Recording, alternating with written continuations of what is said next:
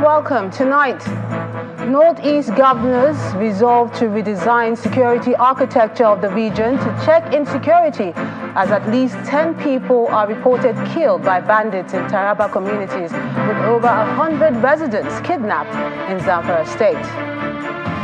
Political crisis in Ondo state finally resolved following the intervention of the president. Parties to the dispute agreed to embrace peace after the meeting that lasted to the early hours of today. Health experts raise concern over rising mental health cases in the country, call for urgent implementation of the nation's Mental Health Act to curb menace. And coast clear for the exchange of more hostages and prisoners between Israel and Hamas, as officials say obstacles causing delay have been resolved.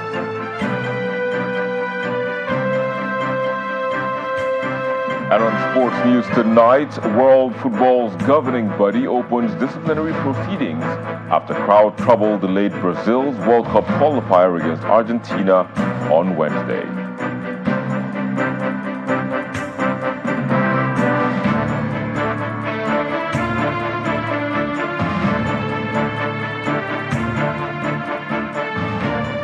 Against the backdrop of the security and other challenges facing parts of northern Nigeria, governors in the northeast have resolved to work together to redesign the security architecture of their region. This is part of the agreements reached after the governors met today under the Northeast Governors Forum at the Adamawa State Government House in Yola, the state capital. In a communique read out by the governor, Mai Malabuni of Yobe State, the governors also pledged to deepen collaboration amongst themselves to sustain the relative peace currently being enjoyed in the region. One after the other, governors from Nigeria's northeast region arrived at the Adamawa State Government House for the 9th edition of the Northeast Governors Forum meeting. The presence of the governors is indicative of the seriousness attached to the issue. To handle individually, but necessarily as part of our mandates. It is our duty as the representatives of our people to continue to find ways and means of safeguarding regional peace and security.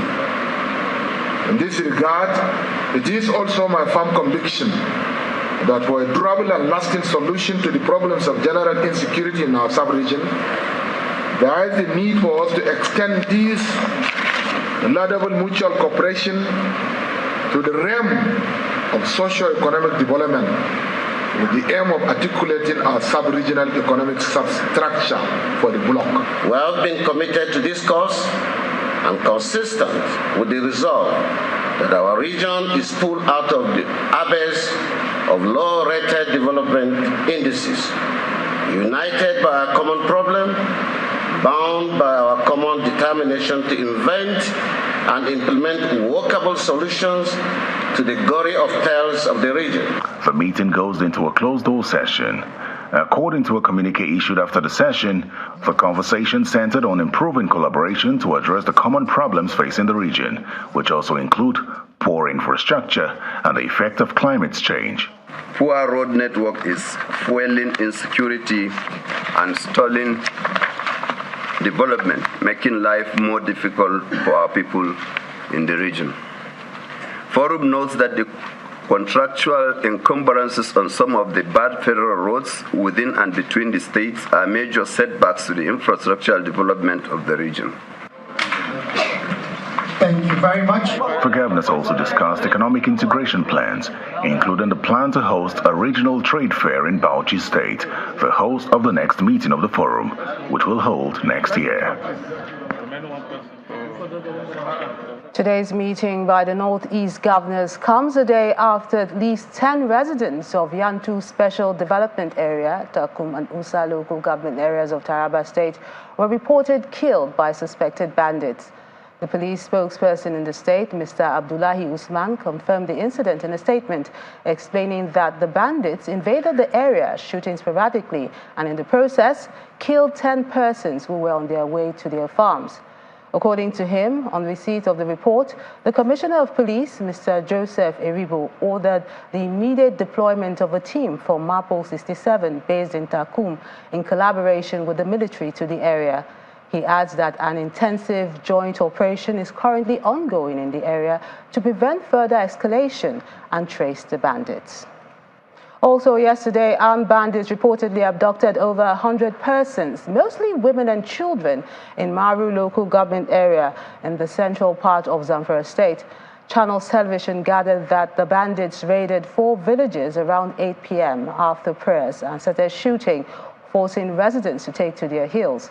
According to some residents, a bandit kingpin operating in the area was trying to extort 110 million naira from them after a 2-week deadline. The kidnappers were said to have demanded various amounts of money from the 4 communities. It was also gathered that the communities had started sourcing for the funds when the terrorists invaded the areas yesterday evening. Several attempts to get reactions from the state government and police authorities in the state have not been successful. The latest abduction comes barely a week after 15 persons were abducted in another community in the same Maru local government area. Away from security in the north, the recent political crisis that has rocked Ondo State may have finally been resolved following the intervention of the president. During a meeting which ended in the early hours of today at the presidential villa Abuja, President Bola Tinubu, the APC national chairman, state party officials and political leaders discussed and resolved the issues. The parties in the dispute agreed to embrace peace and that there will be no dissolution of the cabinet, while the deputy governor will maintain status quo regarding the leadership of the State House of Assembly. Our State House correspondent, Larry Lasisi, has this report. Gathered here are some of the political leaders from Ondo State.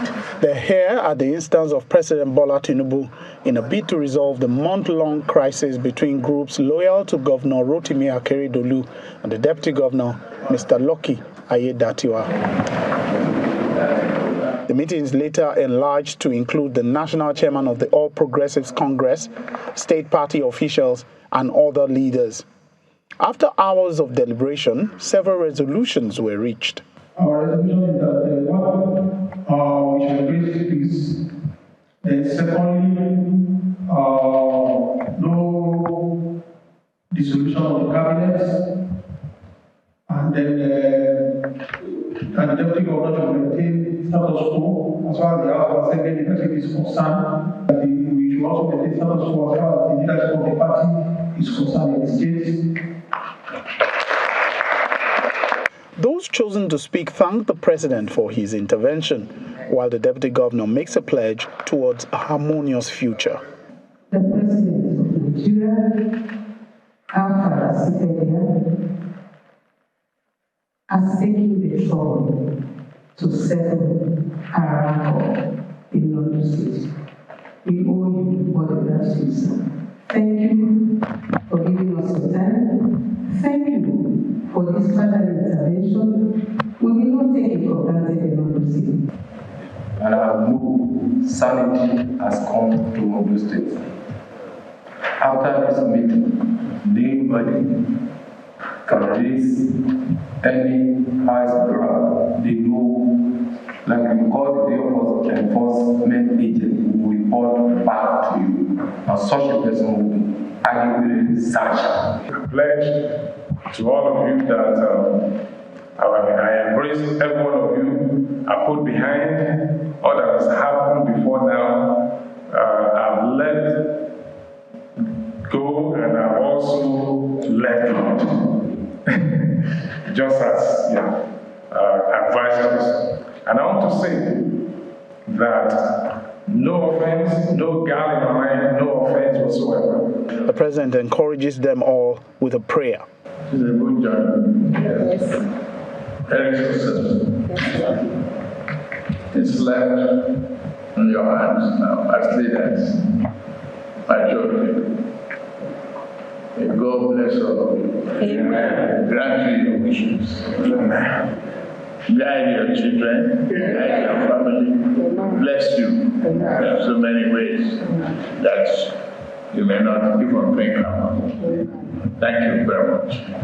It is expected that with this resolution, peace will return to the state and governance will lead the way forward. Lanre Lasisi, Channels Television News.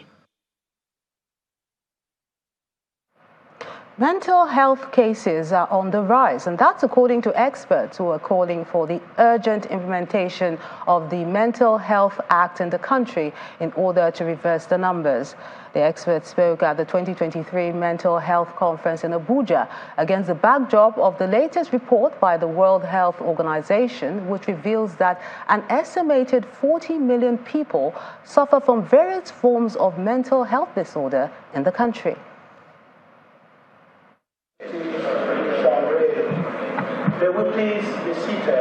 It is a round table put together by the Federal Ministry of Health in Abuja to discuss the implementation of the Mental Health Act, which was passed in 2021.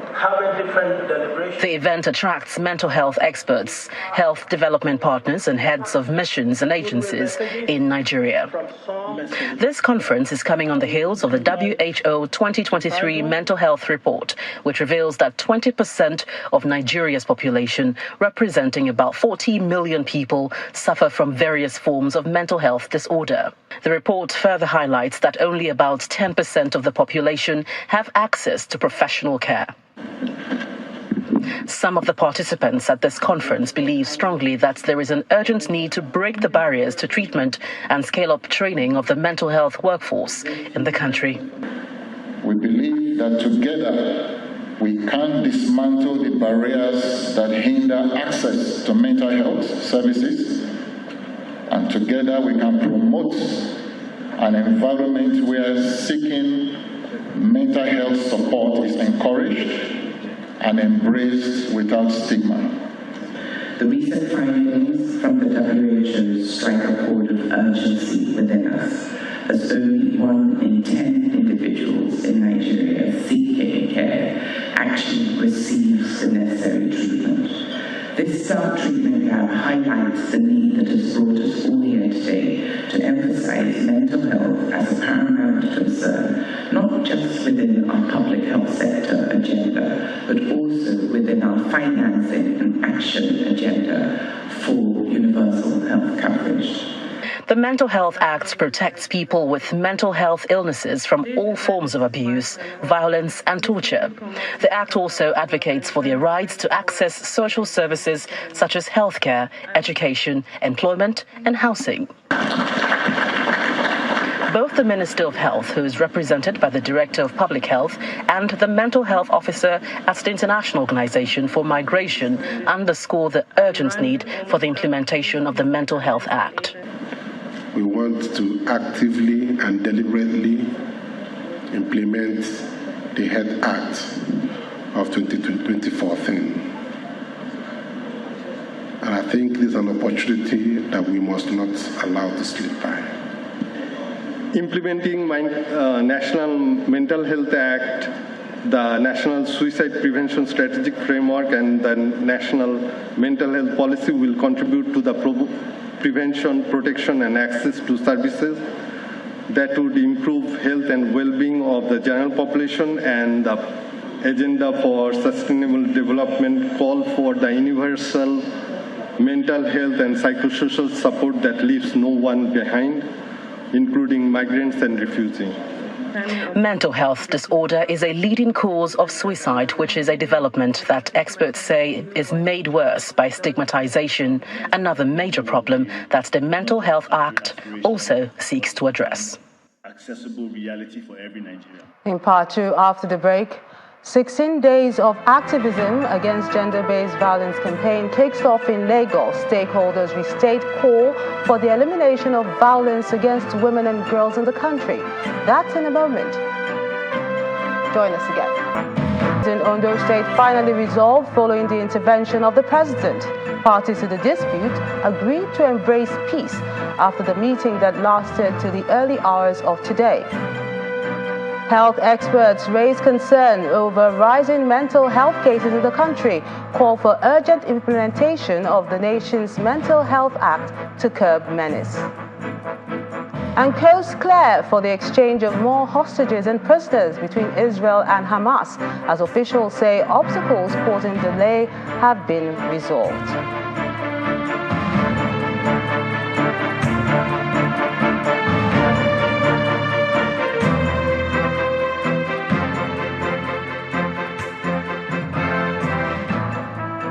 Health issues now. Towards the end of 2022, Nigeria lifted most of its COVID-19 restrictions following more vaccinations against the disease. Across the world, about 6.9 million lives were lost to COVID, 3,155 of them in Nigeria, according to figures from the NCDC. Being the first time in a century that the world was facing a challenge of such magnitude, the federal government had voted billions of naira from several entities to manage the scourge. Our correspondent, Mary Alale Yusuf, reports on the post-COVID situation. As of December 2022, 2 years into the COVID-19 scourge, restrictions on religious gatherings, parties, and rallies were lifted in Nigeria. But not before billions of naira had been spent on masks, gloves, and other protective equipment, as well as isolation camps to keep infected people away from the rest of the population. Questions arose about how COVID-19 funds were managed. Connected Development, with support from Oxfam Nigeria, launched a #FollowCovid task force on COVID-19, spent 22 billion, but they weren't specific around how they utilize this money and what this money were for. And currently, the House of Representatives has summoned 83 ministries, departments, and agencies of the federal government as it begins an investigation into the alleged mismanagement of over 447.6 billion naira COVID-19 intervention fund from 2020 to 2022. The Federal Ministry of Health, with Professor Ali Pate now at the helm, outlines plans to improve the health sector. We produce certain things that we may need in between an outbreak and even when outbreaks occur. We're expanding the Basic Healthcare Provision Fund, which has 1% of consolidated revenue of the Federation in there. According to the NCDC website, there were over 4,000 active cases as at February 2023. Isolation tents have been pulled down. Canopilas play football on the Sani Abacha pitch, the same space which used to serve as an isolation center. Authorities did not allow Channels TV cameras into the This Day Dome in Abuja. Also in the nation's capital, a 40-bed negative pressure isolation clinic donated by the U.S. government stands empty at the Federal Medical Center. A member of staff says this primary healthcare center in Area 2 is still open to any who want to be vaccinated against COVID-19. But the pace is obviously slower and dedication seems to have waned. Initiated the Steering Committee for One Health to begin to cooperate in strengthening Nigeria's health security from prevention of the development or the spillovers from animals to human health. You know, 75% of new infectious diseases that are coming into human population are coming from the animal health world. And to tackle brain drain from the health sector, the ministry plans to train 120,000 existing frontline health workers over the next 4 years and expand health infrastructure and equipment. Mary Alale Yusuf, Channels Television News. In other stories, the age-long battle against gender-based violence continues with the 16 Days of Activism campaign organized by Sterling One Foundation, calling for the prevention and elimination of violence against women and girls. The campaign kicked off today, November the 25th, being the International Day for the Elimination of Violence Against Women, and runs till December the 10th, Human Rights Day. Holding up the torch to put a stop to the menace is the Chief Executive Officer of Sterling One Foundation, Olakpeju Ibekwe. 16 Days of Activism Against Gender-Based Violence launches in Lagos with the theme Unite by 2030 to End Violence Against Women and Girls.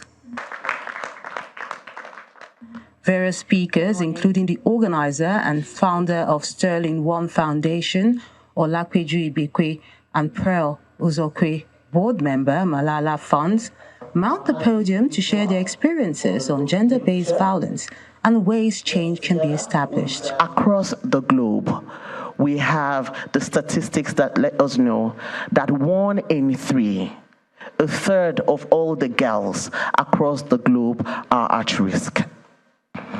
And it's not just a matter of girls and women. Interestingly, we also have the statistics that 1 in 6 boys, aged 11, I'm in a boarding room with about 20 of my dorm mates. One of them started a story which started with, this happened to me. This happened to me. At that age, I had never heard stories like that, and it was my very quick introduction to sexual violence. It was a horrific story of abuse that happened in her safe haven, her home, with somebody that was an alien. White people, they are using it and even twerking to them.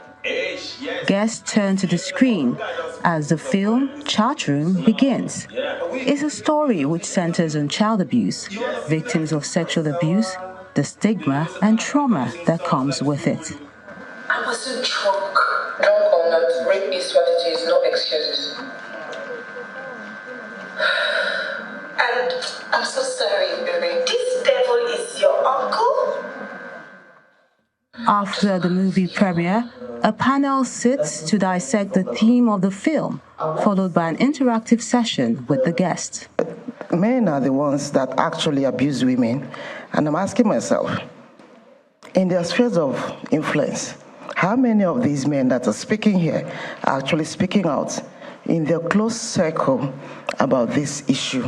So for me, it's important that men begin to engage their friends. When it comes to issues of, those who are trafficked and who are, in terms of having all those gender-based violence, for instance, even a girl that is being used as a house girl or character sex on domestic and sexual violence in their places of work or thereabout. And as you can see from the movie, there's a stigma attached to even the vocalization of domestic violence against the male members of society.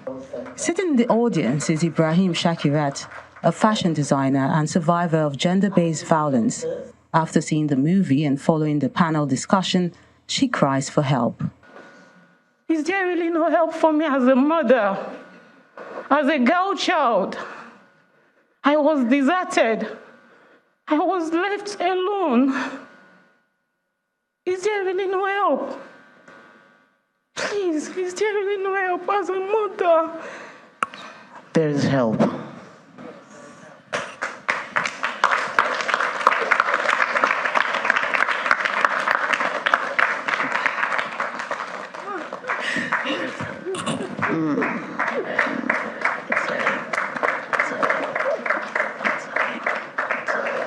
The British Deputy High Commissioner, Johnny Baxter, and Dr. Ama Oyirima, founder, chair, and global ambassador, emphasized the need for eradication of gender-based violence and the role of society to end the menace. I've lived in a whole variety of countries where this has been an issue, and I would say that the level of energy and activism that is evident here in Lagos and in Nigeria as a whole is just incredible. I mean, it's stronger than anywhere I've seen. The rate of violence against women and girls has increased exponentially. To be honest with you, it is not adequately reported. So the numbers we have are based by those that report, and I believe the numbers for boys and men is much higher than is actually reported. As participants depart the venue, the consensus is that there is still work to be done in tackling the challenge of gender-based violence.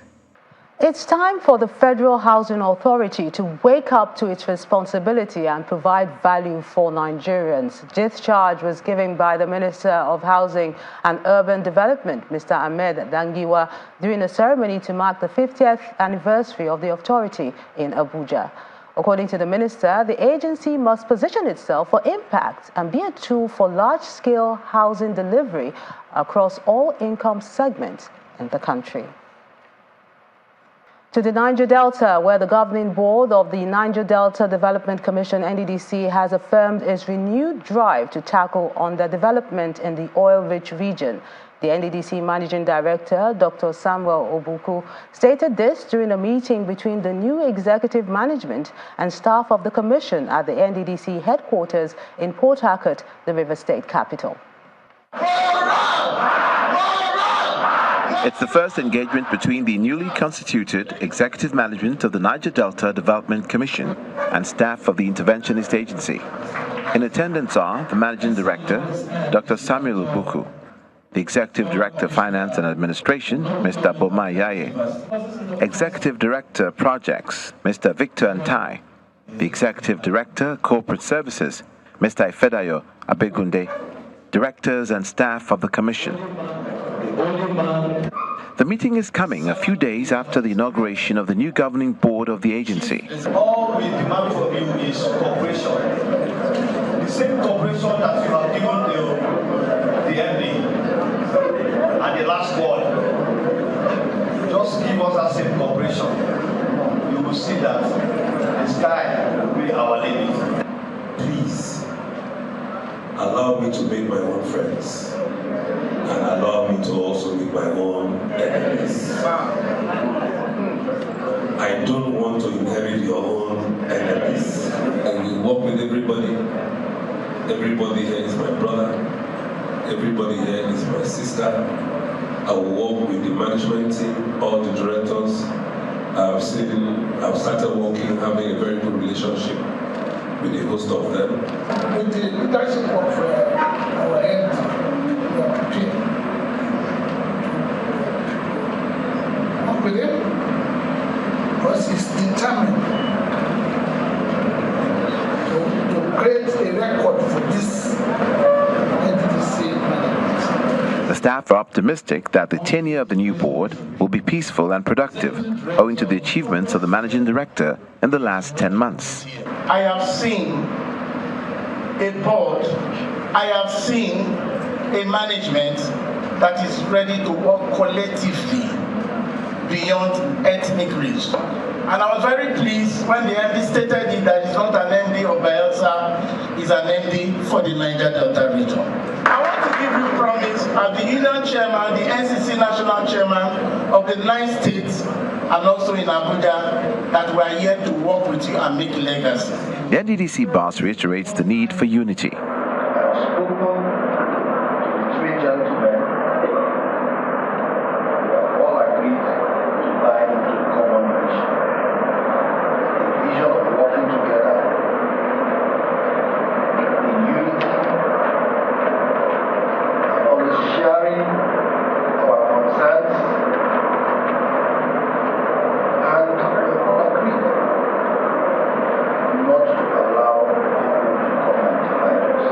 The current executive management of the NDDC is the second to be constituted this year, and expectations are high that the team will deliver on growth and development in the region.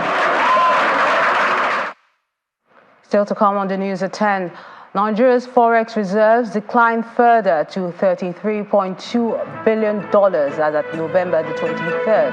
That's on Business News. Join us again.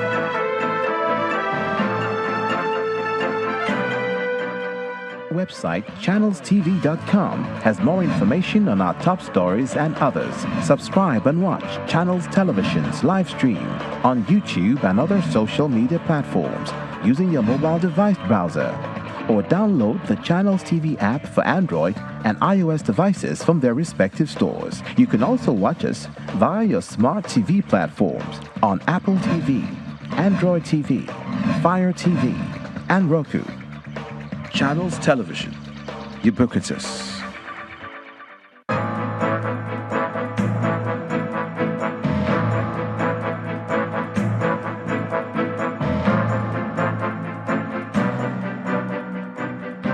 The governor of Enugu State, Mr. Peter Mba, has commissioned the 24/7 9-mile water production facility with a daily capacity of 70,000 cubic meters. During his campaign, the governor had promised residents that he would ensure water supply to every household in the state in 100 days of his administration. The governor, who declared today Water Day, Enugu Water Day, said plans are in place to also commission new pumps in Oji water scheme for more production.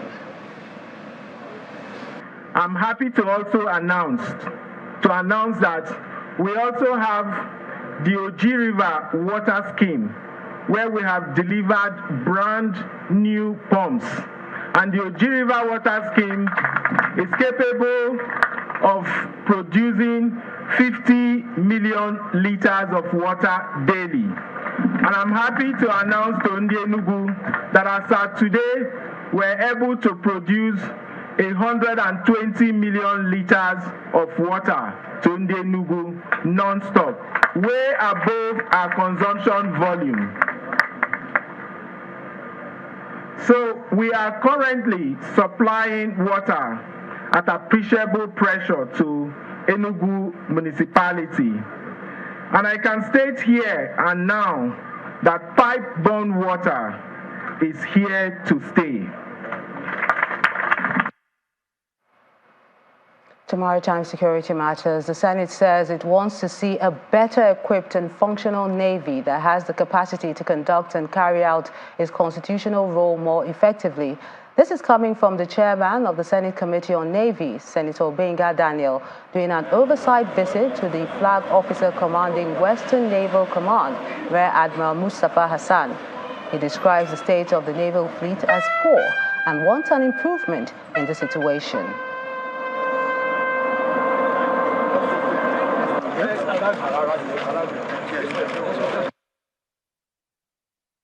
Part of what we have found out is that the Navy have a bunch of well-trained personnel. What is required is to support them so that they can perform their functions. For example, we found out that out of about 19 vessels, only 7 of them are operational. And even out of those 7 that are operational, only 4 can be deployed in case of emergency. That is dismal. But luckily, we have the personnel. And part of what we were given the opportunity to highlight our challenges, which we've done. We also highlighted our future projects. Importantly, amongst these projects is the occupation of Tongeji Island in Ogun State, and also the construction of a jetty at the seaward end of Badagry. I am more passionate about fighting smuggling across the Nigerian-Benin border, and the promises I got from the Senate committee will help us to achieve our mandate in that regard, particularly with the creation of a jetty on the seaward end of Badagry, and also the occupation of Tongeji Island. Meanwhile, the Minister of State for Defense, Mr. Bello Matawale, says oil production has improved significantly in the country owing to the efforts of the Nigerian Navy. Mr. Matawale stated this in Port Harcourt aboard the NNS Kada during the flag-off of the Chief of Naval Staff 2023 Annual Sea Inspection in Rivers State. It's a busy day at the Onair Port in Port Harcourt, Rivers State, and gathered here are top military officers, including the Chief of Naval Staff, for the flag-off of the Chief of Naval Staff Annual Sea Inspection, codenamed Exercise in Chekwa Oshimiri.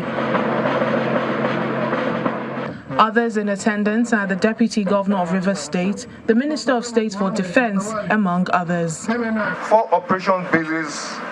The flag officer commanding Eastern Naval Command explains the logistics involved in the exercise. This year, a total of 13 ships, 88 boats, 2 helicopters, 2 special boat service elements, 4 maritime domain awareness facilities, 4 operation bases, 2 support units, as well as 4 platforms belonging to some crucial stakeholders in the maritime sector will be participating in the exercise. In his remarks, the Chief of Naval Staff says the Navy is ready to combat all maritime threats to the country. this year's exercise is particularly relevant considering the strategic nature of the Gulf of Guinea and the attendant threats to the enormous resources that are within the domain. The Gulf of Guinea also is in a major sea lane of commerce and communication. This exercise is also designed to see our effectiveness, to assess our effectiveness with respect to ensuring safe sea lanes of communication for maritime trade to thrive within our region. For the Minister of State for Defense, the Navy has helped improve Nigeria's crude production. What is going on now, you see the productions of oil is going up because before this regime, I think we have 900,000 per day. But now we are getting to 1.7 million. It is based on what the Navy are doing for protection of our waterways. That's why we have this improvement of oil productions, and I believe they are going to do more. This sea exercise is expected to boost the efforts by the Navy to ensure that the nation's waterways become more secure and bring about improved economic activities through seamless import and export activities. To education matters now. It was a happy day for staff and students of the nation's Maritime University, Okerenkoko in Delta State, as the institution held its maiden convocation ceremony at the school premises. Addressing the gathering, the Vice-Chancellor of the institution urged the graduating students to take the lessons learned at the institution and use them to impact the larger society. The graduates procession has started, and I can see graduating students of the Nigerian Maritime University, Okerenkoko in Delta State, making their way to the convocation area. The Senate procession follows shortly after that. Of course, you can see the mess. Also present at the event are the representative of President Bola Tinubu, the Minister of Aviation and Aerospace Development, Mr. Festus Keyamo, the Chancellor of the institution, His Royal Majesty King Alfred Deite Spiff, other royal fathers, representatives of other tertiary institutions, as well as relations and friends of the graduating students. Faculties and programs. The event starts with the Vice-Chancellor of the institution, Professor Emmanuel Adigio, constituting the Assembly Congregation of the maiden convocation of the Nigeria Maritime University. While the Faculty of Transportation runs only 4-year programs, thereafter, he presents his address in which he describes the convocation as a distinct experience in the history of the institution. This is a distinct experience in the life of this university, as we witness the first convocation ceremony held in order to launch the pioneer set of our graduates, mostly of the maritime disciplines, into the world. I equally feel very pleased because this is the first convocation I am presiding over since I took over stewardship of this great university as the Vice Chancellor. Next, Mr. Keyamo presents the President's address, in which he reiterates the reason for the establishment of the Maritime University at Okerenkoko. I would like to note that since the establishment of the university, peace has returned to the entire Niger Delta region, which in the past has been a hotspot of crisis and militancy. I am also aware of the university's vision, which is to be the maritime institution of first choice of all those who seek to make a career in the maritime industry and to contribute towards the creation of employment and wealth in the highly competitive global maritime economy. There are recognitions for some individuals at the event.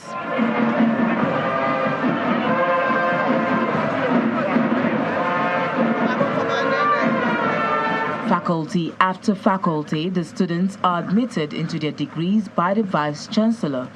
By the authority vested on me by the Senate and by the university, I admit you all. As we all step out, I urge us not all to strive for academic excellence only, but to strive in all aspects of life.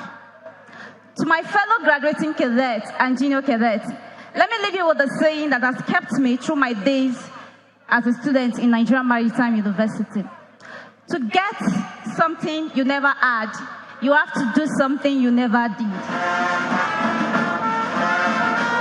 Established in 2018, in university is the first paramilitary university and college in Nigeria, and it offers courses and programs leading to the award of higher education degrees in several areas of study.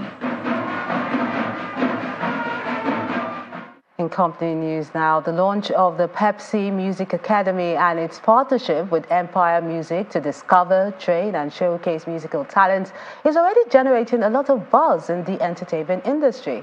According to the General Manager Marketing, 7up Bottling Company, the music development project will give upcoming artists mouth-watering rewards and deals beyond their expectation.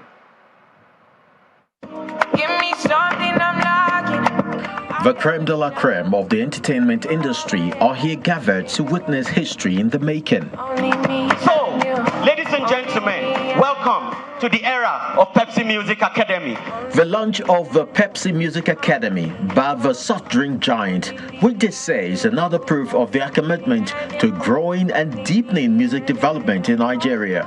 In 2012, Afrobeats was not where it is right now. When we signed Tiwa and we signed Wizkid, they hadn't released their full album as yet. So we truly believed in the power of the artist, and we truly believed in the power of Afrobeats. But this is how it started. But we move on. Not many know, but we've had techno, we've had ten, and of course Shay, while we continue to drive the evolution of Afrobeat.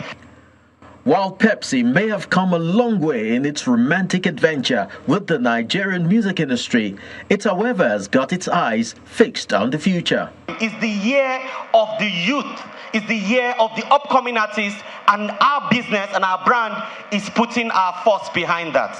Here is what PMA is about.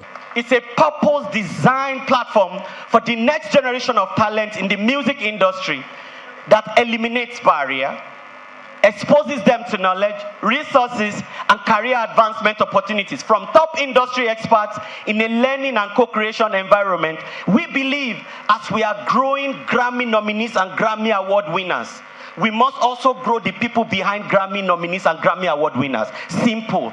If you want to take your craft to the next level. And what's on offer? 2-year developmental deal, a living allowance, minimum of 25 million naira, if I have to say it. 3 brand new SUVs, streaming benefits, 2 music videos, Pepsi brand influencer deal. They get to work with 4 mega producers.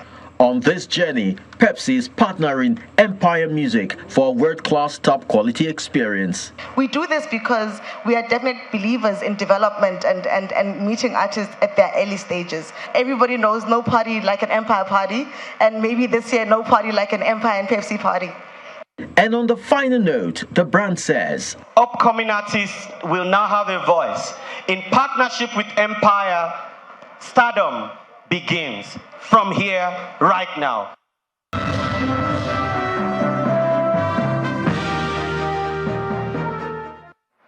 In the world of business, Nigeria's forex reserves has maintained its downtrend, declining for the 3rd consecutive week. Data from the central bank shows that gross reserves decreased by $98.78 million to $33.2 billion as at November the 23rd. At the 58th annual dinner of the Chartered Institute of Bankers, the CBN governor said the Apex Bank has made tranche payments to 31 banks to clear the backlog of foreign exchange forward obligations. He also disclosed that foreign exchange frameworks have been set up to address the FX issues. Forex market trading activities at the FMDQ exchange closed positive this week as the total turnover of transactions carried out at the FX spot, forwards and futures market dipped by 13.92% week on week to close at $686.96 million. Now let's check out the numbers. A further breakdown shows the total value of transactions at the FX spot market dropped by 12.93% to $685.91 million, while transactions at the FX derivatives market also fell by 79.92% to $1.05 million. The value of the Naira also depreciated further by 0.66% to 856 Naira 6 kobo against the dollar at the official window when you compare it to the 850 Naira 43 kobo it closed with in the previous week. Outside our shores, Japanese car giant Nissan says it's set to invest £3 billion in producing 3 electric vehicle models and expanding battery production and infrastructure at its factories in the UK. According to Nissan's global president and CEO, Makoto Uchida, the new models will be the future versions of what the company already has in its fleet. On his part, British Prime Minister Rishi Sunak says the car company's investment in the UK plant for 2 new electric vehicle models represents a vote of confidence in the country. Nissan says it plans to offer only fully electric cars in Europe by 2030, and as part of its expansion plans, the company is set to build an additional gigafactory to support the UK's biggest car plant in Sunderland. Back home, the Nigerian Exchange Limited has placed full suspension in trading of the shares of Consolidated Hallmark Insurance PLC. According to the NGX, the suspension was necessary to prevent trading in its shares of the company and to enable it reconcile its books with Central Securities Clearance System for the delisting of Consolidated Hallmark Insurance PLC and listing of Consolidated Hallmark Holdings PLC. It further notes that the suspension is required to determine the shareholders who would qualify for consideration. The local bourse faced subdued momentum as investors traded cautiously. The all-share index rose 0.17% week-on-week to 71,230.48 points, driven by buying interest in GTCO and Zenith Bank, and this outweighed the profit-taking activities in Stanbic IBTC. As a result, the month-to-date and year-to-date returns settled at plus 2.9% and plus 39.0%. In terms of trading activity, the total traded volume rose by 20.0% week-on-week, while the total value traded declined by 18.0%. From a sectoral viewpoint, the insurance, banking, and industrial indices advanced, while the consumer goods sector index declined. The oil and gas, as well as industrial goods, closed the same. Mercure Industries topped the gainers chart for the week, while Thomas Watts led the declining stocks. The trio of Universal Insurance, Veritas Capital Assurance, and Unity Bank topped trades by volume. And similarly, the NASDAQ unlisted securities market closed in green territory. The index rose more than 1% to close at 857.29 points. Turnover for the week was also positive. Volume climbed over 100%, while value traded rose by about 0.5% to 142 million naira. Aradel Holdings recorded the most significant gain as it rose by 10% to close at 871 naira 20 kobo. UBN Property followed, as well as Friesland Campina Wamco. Central Securities Clearance System led the underperforming stocks. Also in that category, industrial and general insurance with a 7.41% downtick. And of course, we saw industrial and general insurance topping trades by volume as a result of the sell-offs.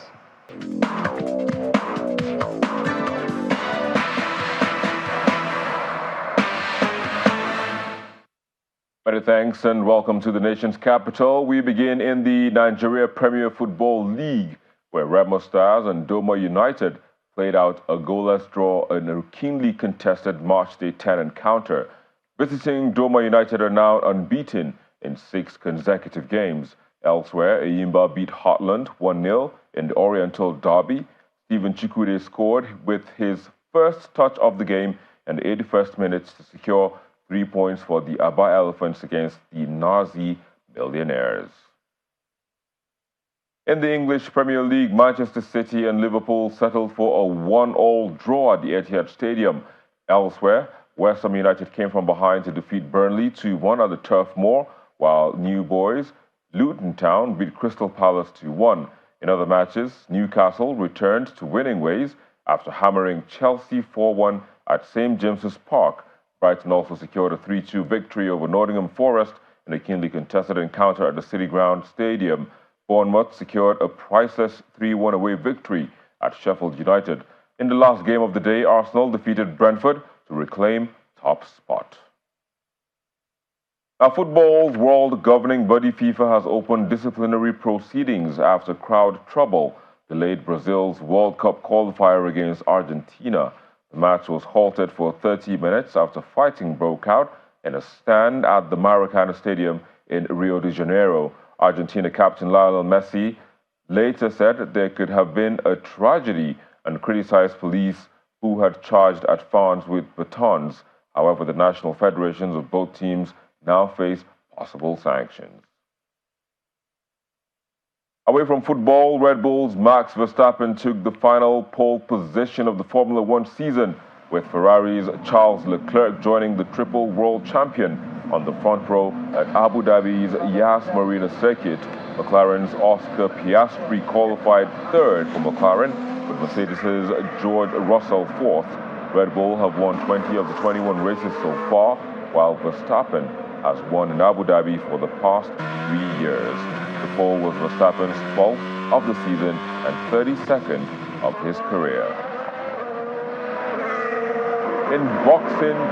Yeah, well done, mate. You've just won me €500 off helmet, which is like getting blood out of a stone. So, yeah, fantastic job. I would lost the bet. What world are we living in? Yeah, the bet was for you to be on the front row, mate. Nice.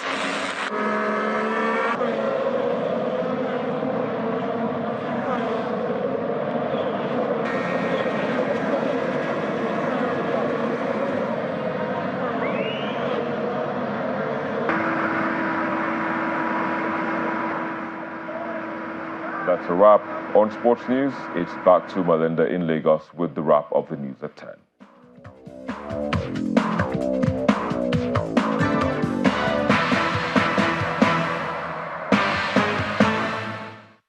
Many thanks, Victor. On the international scene, Madagascar's incumbent president, Andry Rajoelina, has won a third term following a disputed election. He won 59% of the vote to defeat his two closest rivals in an election boycotted by the opposition. There was a voter turnout of 46%, considered to be the lowest in the island country's history. 10 presidential contenders withdrew from the race over concerns about the credibility of the poll. The 10 also denounced President Rajoelina's bid for a third term and the validity of his candidacy, given his dual French nationality. Despite their withdrawal, the candidate's name still appeared on the ballot.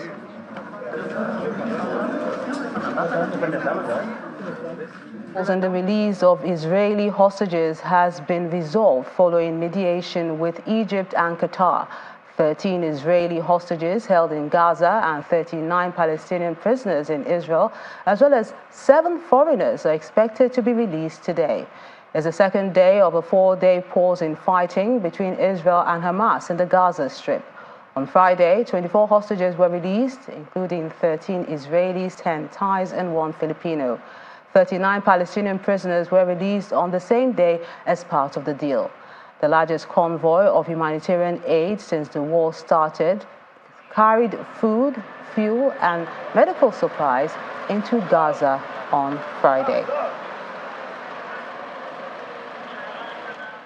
At least 11 people have been killed when a fire tore through a shopping mall in Karachi, Pakistan.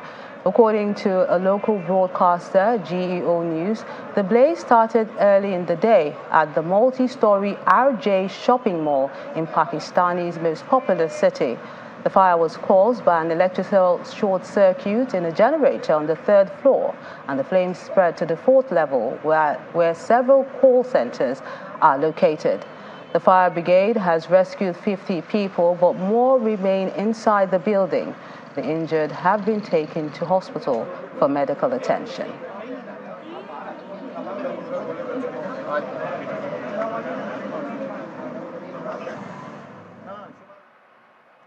And the main news again.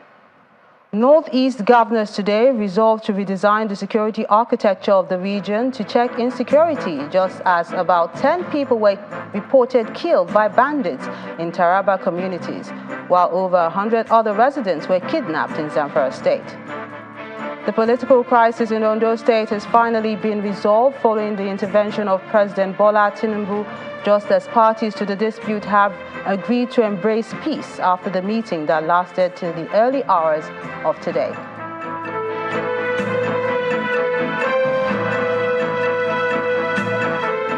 That's the news at 10 tonight. I'm Melinda Akinlami. On behalf of the team, good night.